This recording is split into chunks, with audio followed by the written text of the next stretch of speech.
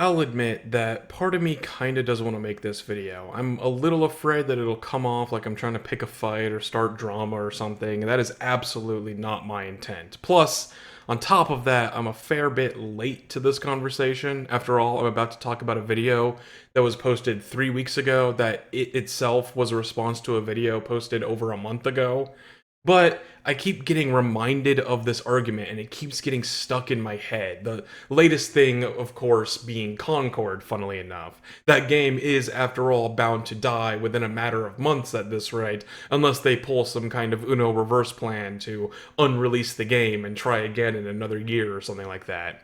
But to give everyone some context, about a month ago, one accursed Ross Farms started an initiative called Stop Killing Games to try and get legislation made in the European Union that will force developers to basically ensure that games will remain in some kind of a playable state after their official support is ended. The big example that is used for a lot of this is a game called The Crew, which is an old Ubisoft racing game that had both a big multiplayer and single player component to it. However, the game, regardless of if you were just playing the single player campaign or not, always required an online connection. So when the multiplayer servers were shut down in 2024, even the single player version of the game became unplayable. So even if you have a physical copy of the game, if you tried to boot it up right now, it just won't work.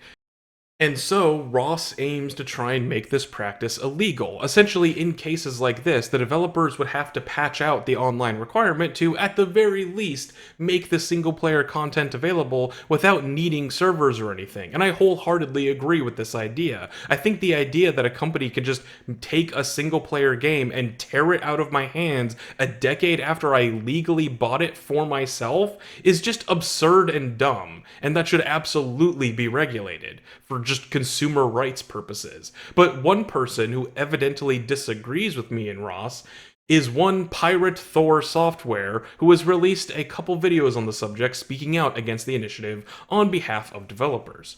And I just want to say this up front, I have nothing but respect for Thor. He has worked in the games industry for years. He is undoubtedly a better programmer and hacker than I am by an order of magnitude, and in almost all cases related to gaming, I would consider him much wiser than me, and in most other cases, I would trust what he has to say implicitly. In fact, while I'm writing and editing this video, I'm literally watching his playthrough of Hypnospace Outlaw in the background, so please don't think that I have some kind of beef with this man. But when it comes to the arguments that he's made against Stop Killing Games, I feel that his arguments and rhetoric have been significantly weaker than they usually are, to the point of even being hypocritical at times. So I just want to give my own 2 cents on the matter and break down the major points that he's making in one of his videos on the subject. Now, I will be tacking some of his arguments out of order because he starts off this video with kind of his thesis on the whole matter, and I think that it's best if I save that for the end and tackle some of his weaker arguments first.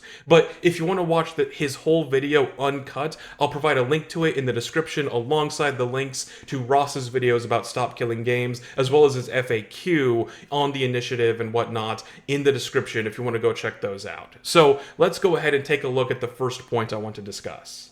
We're going to start with the most extreme position and kind of go from there. So in the most extreme, people said live service games shouldn't exist at all, and the initiative will kill them off for good, and that's a good thing. Well, you don't get to define what players get to play or not play. You also shouldn't be able to get to define what developers build or don't build. You should not have creative control over the developers, and you should not have control over what is in my Steam library or on my phone. That doesn't make any goddamn sense. Okay, so this is something that I 100% agree with Thor on. Keep in mind that when we're saying live service games in this context, what we're really saying is basically all online games as a concept. Any game that has any kind of online functionality would be affected by this legislation. So whether you're talking about an MMO like FF14 or Guild Wars, or a shooter like Overwatch or Concord, or whatever, any kind of game with any online features would be affected by this, and I can't believe that anyone anyone seriously thinks that all online games everywhere should just not exist. That's obviously a bad take. As he put it, you shouldn't get to decide what kind of games that people want to enjoy. Sure, maybe you hate literally every online game in existence, but other people don't, and they should get to enjoy that kind of game. Now, let's continue. Aside from that, the initiative does not purport to kill live service games. It would just make it incredibly difficult to build said games and add a lot of risk to it, which is why I'm bringing all of this up and why I don't support the initiative in the first place. A lot of people don't realize that this will slowly diminish live service games in the market because it's not an incentive for us to build them anymore, which means you get less multiplayer live experiences. That sucks. I like live service games. Okay, so this is the first point I have to majorly disagree on. I think he's alluding to his thesis here somewhat, so I'll get to that aspect of it later, but he's kind of portraying the idea of creating an end-of-life build for a game like it's some kind of insanely difficult and expensive endeavor, when the history of gaming has shown that it's really not. I mean, hell, community-hosted servers literally used to be the norm. It's why we could still play so many games from the 90s and the early 2000s. It was really only after 2010 or so that multiplayer games started really exclusively focusing on dedicated servers. But if indie studios these days are able to create server binaries from scratch, I have to imagine that a AAA studio with hundreds of employees and millions of dollars of funding are in fact capable of releasing an end-of-life patch, especially if they just plan ahead a little bit. I mean, hell, we have examples of random people managing to reverse engineer these kinds of servers from scratch with zero resources or access to the source code like they did with Little Big Planet. And you're telling me that a professional studio with way more experience and direct access to their own source code would find such a requirement too expensive and costly? Yeah, I don't buy that for a second. After all, the entire reasoning behind the existence of live service games in the first place is because they're so potentially profitable that publishers are willing to have entire projects get funded and fail repeatedly like Concord, because the prospect of getting even a single successful one running is something that could potentially make up for the losses of a dozen failed projects. Would the cost be a non-zero factor? Yeah, sure, of course, but in the grand scheme of things, when we're talking about games that already cost north of like $100 million or more, yeah, I think we're talking fractions of a fraction here. It's not going to change the opinion of a greedy publisher that wants a cash cow, and when it comes to smaller, more indie projects, like I said, most indie games that have multiplayer already have community servers by default one way or another, so they're already pretty good about this and would be largely unaffected. But let's move on to what I consider to be his worst argument. So the next one is that this is about games preservation, and that it needs to happen to preserve these types of games for future generations and for everyone to always have forever. But I would argue that this isn't actually preserving these games. Social games, such as, let's say, Apex Legends, require a number of players to be in the match at the same time so that you can have an experience that is only able to be obtained through lots of players interacting, right? It's a multiplayer game. You need a bunch of people. How many of you have felt negatively when an MMO dies or when a live service game dies? Oh, dead game. There's only 5 people online. Why would I play that? So why would you want to preserve a game in that state? That doesn't make any sense to me. You want to take down these live service games, put them up on a private server, and then play it with a couple of people. You're not bringing it back at its height. You're not taking a snapshot of what the game actually is. You're making it limp on in a way that doesn't make any sense. That's not preservation. Okay, now this is just 100% a bad take. Like, first things first, did you spot the contradiction? His argument here is basically that you can't preserve every aspect of the online experience. So why bother even trying to preserve anything at all? Meanwhile, if we roll back things just a little bit in the video, his previous argument was that nobody should get to say what kind of games that other people want to enjoy. What if I want to enjoy an MMO with only 5 other players? Is my desire suddenly invalid because he doesn't like that? Are you saying that I shouldn't get to have that game in my Steam library anymore because nobody else wants to play it? This is him literally saying that because he doesn't think this game is worth playing anymore, that nobody should get to play it. But if you think about his scenario, the idea that a dead game still has 5 players online inherently means that clearly those players still want to play that game despite how dead it is. Not to mention that just from a purely historical and archaeological perspective, this is a completely bonkers take to have. When an archaeologist digs up an ancient city, do you think that they go, oh gee, there's like a cool shop here that used to sell pots in an amphitheater, but I guess nobody's using it anymore, so we might as well bulldoze it down and build a Walmart here instead? Yeah, sure, you can't always preserve every aspect of a work of art, but that doesn't mean that there isn't still value there worth preserving.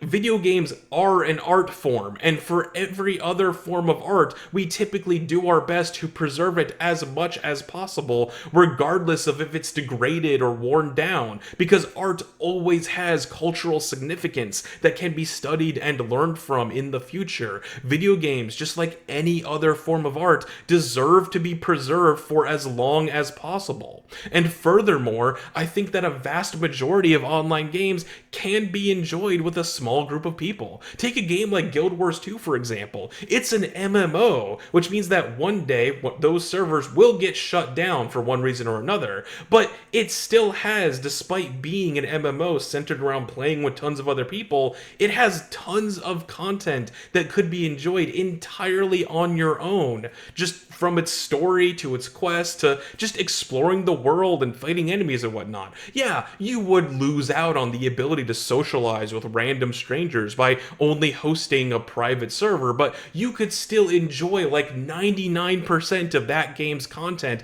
either on your own or with just a handful of friends. And this is true of so many kinds of games that he's just willfully ignoring for the sake of this argument. Games like Overwatch could be played after it's shut down at a LAN party with only 12 people in it. Games like Helldivers 2 would only require a group of 4 to play out all of that game's content. Sure, like I said, there are aspects of those games that would be lost by not having the full online functionality anymore, like Helldivers Galactic War stuff, but at least the core gameplay loop would be playable and preserved almost completely. Hell, even when it comes to big multiplayer games like Apex Legends, sure, maybe getting a full game of 60 players together could be really hard after the game dies, but I think that you could still have fun in that game with fewer people. Plus, there are even alternate game modes in Apex that require a lot fewer people, like Team Deathmatch and Gun Run and whatnot. Is he really saying that just because you can't get enough people to play the Battle Royale mode of that game, that you might as well just throw the baby out with the bathwater and get rid of all of it? Because, that's the thing.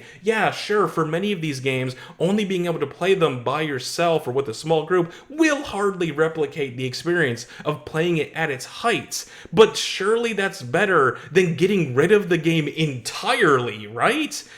At least this initiative would allow a game to be played at all, which is still better than the game just being lost to the annals of history forever. But okay, I think I've danced around the bushes long enough at this point. It's time that we circled back to the beginning of the video and talked about his main thesis, which I think is the core reason why he's so against this initiative philosophically. I'll let him explain it as best he can.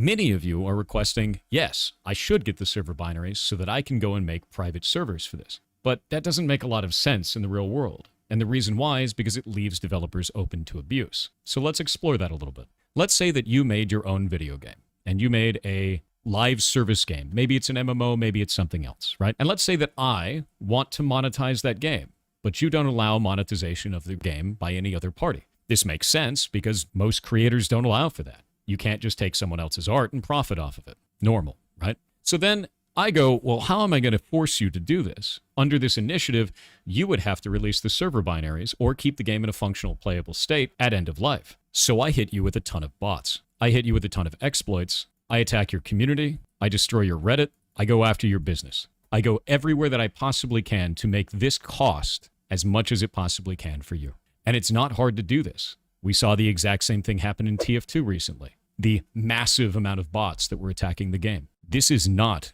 infeasible. This is something that is very easily attainable today. And let's say that this goes on long enough that your game dies because you can't afford it anymore, and your studio has to shut down.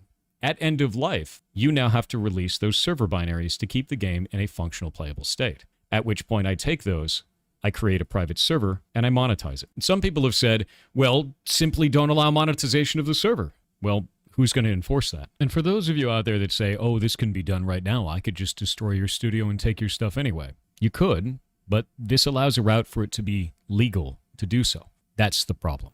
Okay, so there's a lot to talk about here, and I'll admit, when I first heard about this idea, it sounded like a really scary proposition that was actually starting to turn me off of the whole initiative in the first place. But after having some time to think about it, this honestly feels like a weird hypothetical scare tactic with almost no basis in reality.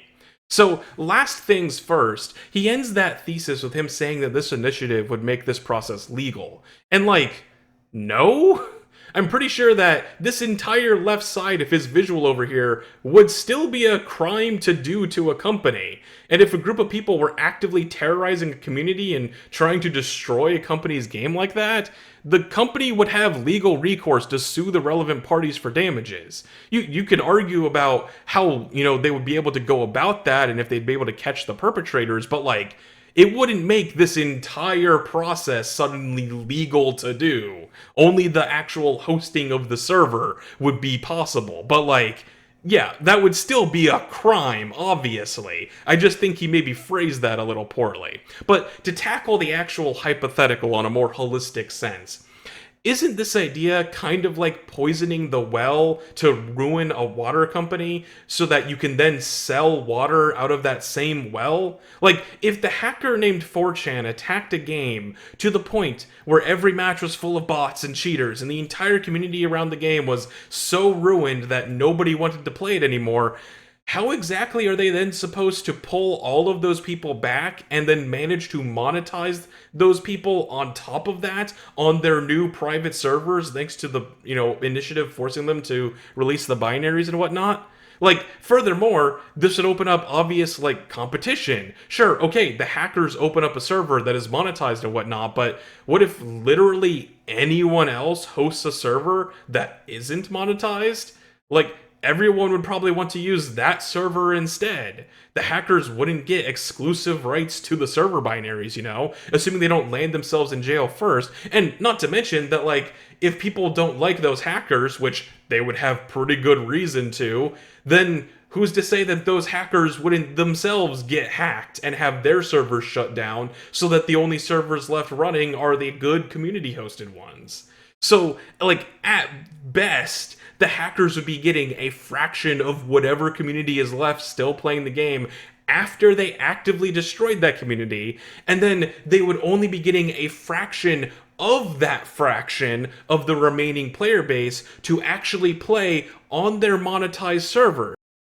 Just from a purely logistical standpoint, I fail to see how this is supposed to be a profitable scam. There is just no way that they would be able to get enough players that would also be willing to pay these hackers money after actively destroying that game's community should they actually try to execute this plan. Not to mention that, how exactly are the hackers supposed to monetize this game? Take Overwatch, for example. That game is monetized primarily through selling cosmetics. What happens if the end-of-life patch for that game just gives everyone every skin unlocked by default? Now the hackers suddenly have nothing left to monetize beyond, I guess, just access to the server at all?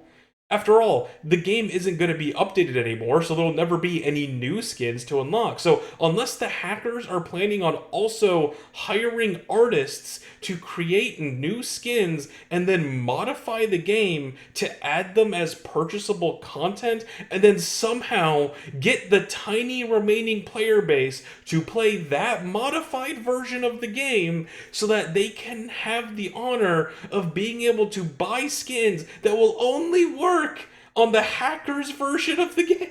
Like this hypothetical only becomes more and more nonsensical the more that I think about the actual logistics of it. Also, I have to say that it is deeply, deeply ironic of him to use TF2 as the example here of a game that could be taken down by hackers or whatever. Team Fortress 2, for those of you who don't know, is a game that originally launched in a state where the only way to play the game was through community-hosted servers. It literally launched in compliance with what this initiative wants all the way back in 2007. It wasn't until years after launch that they even thought to add proper matchmaking and stuff to the game. And in regards to the hacking and bot situation, something that he neglected to mention is that that only really was a problem for the official servers. Most of the community hosted servers were unaffected by it because they each had their own individual moderators that were policing things and keeping the game cleaner than the official servers. So the exact game that he brought up as an example to prove his point about how hackers can destroy a game at any time is actually a perfect example of why having community hosted servers actually makes the game and its fan base more resistant to this exact hypothetical that he's so afraid of. Which means that now I'm even hypothetical that a dedicated hacking group could even actually destroy a game like this as casually as he says they could, given that the main example he keeps bringing up is actually still standing because of community hosted servers. So no, I do not in fact think that this absurd scenario that he's concocted and that he's so afraid of happening is likely to ever come to pass. And even if it did somehow happen, which it wouldn't, and some hackers really thought that they could profit off of killing a game like this, then I'm certain that it wouldn't work out for them in the long run, which would in turn inevitably put a huge damper on anyone else wanting to attempt this absurdly bad plan in the future. Anyways, finally, to end this video, I want to talk about what he says near the end of his. And the last take that I got from this is, and it's the most reasonable to me, this is an initiative, it's not a law. Why are you upset? Just wait. I'm not going to wait. And the reason I'm not going to wait is because I see the start of this conversation not making sense. It's not including the actual developer side of the conversation. It's not showing the trials and problems that this could arise inside of the gaming industry for people who are actually making the games you play. I don't have any reason to be quiet about that. And many other developers aren't going to be able to speak on this. As I explained before, it's really easy to lose your job if you're working at a major studio and try to speak out of turn on something like this, especially with something people are so passionate about. Doesn't make any sense to stay quiet. And it also doesn't make any sense to wait until it's in a different form when I see that it has so many problems with the language as it is currently written. I should be able to be talking about this. In fact, I should be talking about this. I am a content creator specifically that is a game developer that has worked in this industry for 20 years. This is my wheelhouse. This is what I do. So basically, he's raising the point here that it's important that we get the developer perspective on this, and that he can represent many developers who cannot speak out due to risking the loss of their jobs. And I think that that is a very good point, and that he should be representing whatever developers he can represent with his platform. But at the same time, he has stated that he refuses to talk to Ross directly about this, which I think is kind of hypocritical as well. As he himself states, he has a responsibility as a person with a large platform to get what he believes to be an important perspective out there. If he legitimately thinks that Stop Killing Games is a dangerous initiative, then he should talk to Ross about it. By his own admission, he's not going to improve this situation by sitting quiet and not doing anything. After all, one of the most core fundamental principles that I believe in is that all ideas should be tested. If you put out an idea and nobody gives you any feedback on it, then how are you supposed to know if it's a good idea or not? Maybe you think it's a good idea, but it's important to get other people's perspectives on it, because if an idea doesn't hold up to scrutiny and attacks from other people, people, then maybe it was never a good idea in the first place. So even though I heavily disagree with Thor's main arguments here, I still see immense value in him making those arguments in the first place, and I want him to keep doing it. I want Stop Killing Games to be the best possible version of itself, because I do believe that we should be able to preserve these games indefinitely, and I don't think that companies should have the right to just take away a game that I paid for when it could easily be maintained by the community or otherwise played offline after the end of its life. This used to be the norm. And after all, if Thor wants to speak on behalf of these various developers, but then refuses to talk to Ross about this and work this out, then he's, by his own logic, silencing those exact developers that he claims to represent. What if those developers want to have specific questions asked to Ross to learn how they might be addressed? And he's not allowing that to happen by refusing to have that conversation. So I do legitimately think that Thor and Ross should have a sit down and hash this out. The only possible outcome would be a better version of this initiative coming out the either side. Either Thor's concerns would be addressed and amended, or the initiative would be rewritten in a way that would have clearer rhetoric and be more realistic in Thor's worldview. Both of these results would be a massively good outcome for the games industry as a whole, either way. And like I said, I just want to reiterate that I have nothing but respect for Thor as a person. I'm still going to watch his content. I'm still going to take his advice on game development and programming. And I am by no means issuing any ill will towards him in any way. Like I said, I think that him speaking out against the initiative is only a good thing, and that more people like him should do this kind of thing to ensure that we get the best possible version of it by the end. But I think that I will leave it there for now. So thank you all for watching, and I hope to see you all in the next one.